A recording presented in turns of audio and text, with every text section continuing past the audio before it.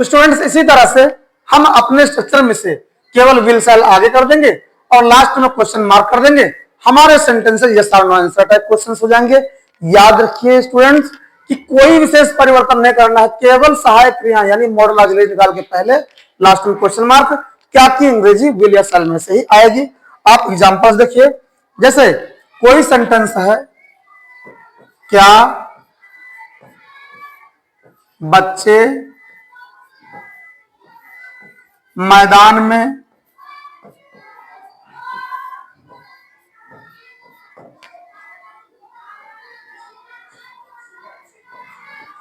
खेल रहे होंगे, रहा होगा, रही होगी, रहे होंगे, ऐसे शब्द आए तो फ्यूचर कंटिन्यूअस टेंस।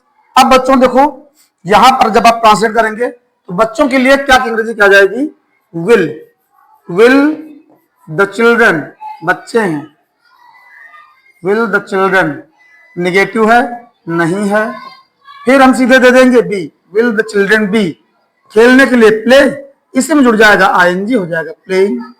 अब क्या खेल रहे होंगे, नहीं लिखा है, कहां खेल रहे होंगे, मैदान में, इन द प्ले ग्राउंड, या चाहे तो केवल ग्राउंड लिख दें, प्ले ग्राउंड, प्ले फील्ड, केवल फील्ड, जैसी आपकी इच्छा हो लिख सकते हैं। इसी तरह से जैसे कोई एग्जाम्पल है कि क्या सविता सवेरे समोसे, मान लीजिए निगेटिव भी है, नहीं तल रही होगी, रही होगी, रहा होगा, रही होगी, रहे होंगे, फ्यूचर कंटिन्यूअस। अब देखिए जब इसको आप ट्रांसलेट करेंगे, यहां क्वेश्चन मार्क है स्टूडेंट्स, जब इसको आप ट्रांसलेट करेंगे तो क्या क्या अंग्रेजी आ जाएगी, सविता के लिए विल, आई भी होता तो शैल, विल सविता।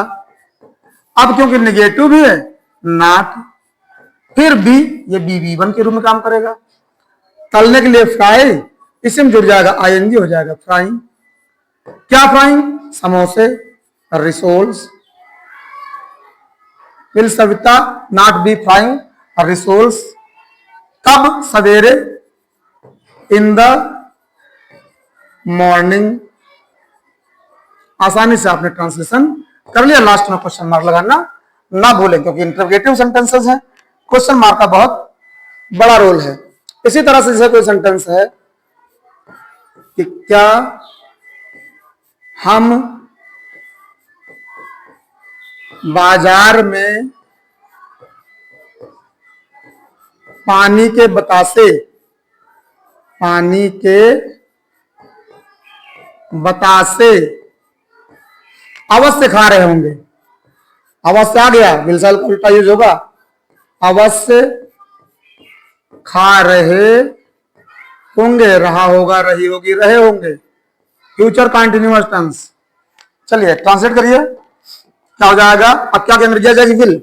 होना तो चाहिए था सेल हम के लिए, लेकिन आ जाएगी विल क्योंकि अवश्य है, विल बी नेगेटिव है नहीं, बी खा के लिए ईट, इसी में जुड़ जाएगा आईएनजी, हो जाएगा eating. Will we be eating, क्या eating, water balls, will we be eating water balls. कहां खा रहे होंगे, बाजार में, इन द मार्केट। बच्चों आप चाहें तो इसको मार्केट के बजाय बाजार भी लिख सकते हैं, will we be eating water balls in the market. इसी तरह से बच्चों मान लीजिए WH वर्ड टाइप क्वेश्चन आ गए, कोई कठिनाई नहीं, WH वर्ड टाइप क्वेश्चंस। जब आपको WH वर्ड टाइप क्वेश्चंस मिलते हैं तो करना कुछ नहीं होता है, केवल एक कार्य हो जाता है कि हमारे स्ट्रक्चर में आगे WH वर्ड जुड़ जाता है, यानी कौन, कब, कहां, कैसे, इस तरह जो प्रश्न सूचक शब्द आएंगे उनको हम पहले लिखेंगे। स्ट्रक्चर बनेगा WH वर्ड प्लस विल या शैल, हमेशा की तरह से जैसा आप अभी तक करते हैं, प्लस सब्जेक्ट, निगेटिव भी है तो नॉट, प्लस बी, इसके बाद V1 में जोड़ दीजिए आईएनजी, प्लस ऑब्जेक्ट, फिर ऑब्जेक्ट कॉम्प्लीमेंट, लास्ट में क्वेश्चन मार्क लगाना बिल्कुल ना भूलें। बहुत आसान है बच्चों। देखिए मैं भी एग्जांपल लिख रहा हूं और आप आसानी से ट्रांसलेट कर लेंगे। जैसे सभी ग्रामीण कल सुबह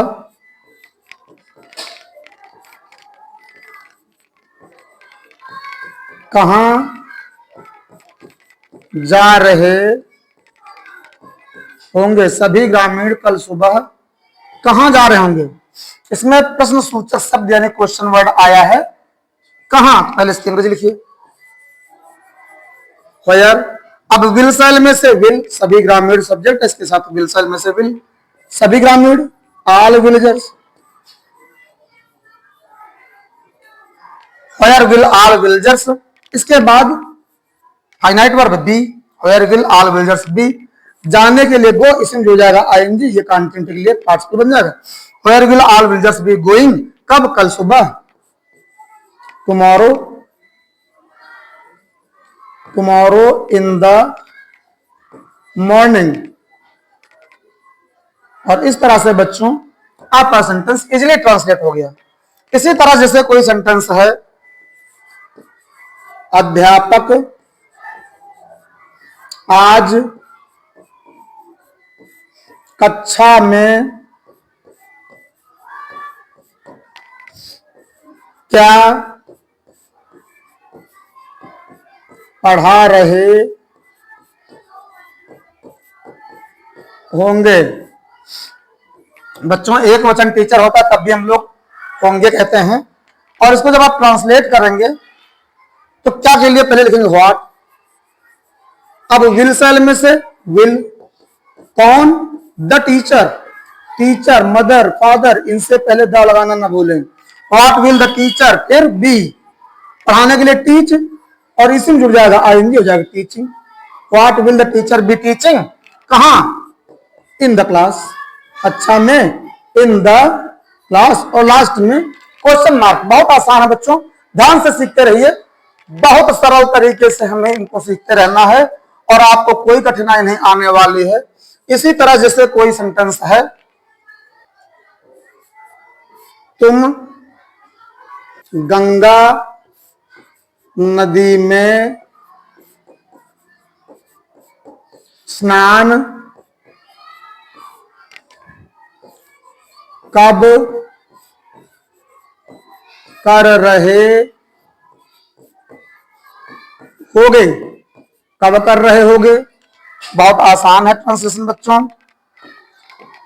कब के लिए पहले आप लिखिए व्हेन, विल सेल में से विल, इसके बाद सब्जेक्ट आपका यू, निगेटिव है नहीं, सीधे बी, बाथ में आईएनजी जोड़ देंगे, हो जाएगा बाथिंग, कहां बाथिंग, इन द, चाहे तो गंगा रिवर लिख लें, इन द गंगा रिवर, कोई दिक्कत नहीं है। सब तरह से आपका ट्रांसलेशन सही है। और इस तरह से बच्चों and will you be bathing in the Ganga river या इन द रिवर गंगा, आप जैसे चाहें। नदियों के नाम के पहले द अवश्य लगाएं। ध्यान रखिए बच्चों, ट्रांसलेशन को बहुत आसानी से आप सीखते रहेंगे और इस तरह से हमारा फ्यूचर कंटिन्यूअस टेंस हो गया। याद रखिए, हौसला है तो जीत पक्का होगी, लगन है तो सफलता अवश्य मिलेगी।